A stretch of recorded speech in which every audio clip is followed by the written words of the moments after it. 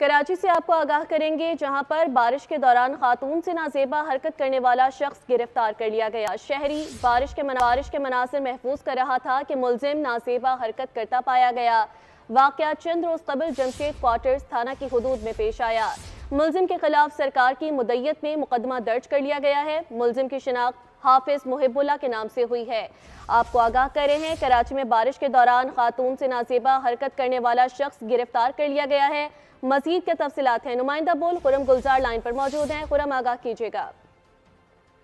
जी बिल्कुल, Jamshed quarter police ने नाजेबा हरकत करने वाले शख्स को गिरफ्तार किया है, जिसने बारिश के दौरान खातून जो कि बिल्कुल मेन पानी में डूबी हुई खातून जा रही थी कि इस दौरान खातून जो शख्स है उसने खातून के साथ नाजेबा हरकत की।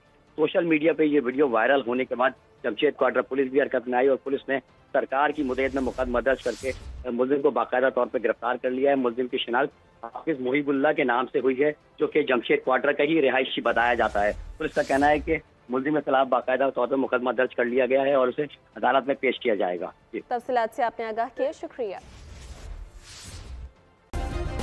सब्सक्राइब करें और बेल दबाएं ताकि कोई खबर रह न जाए।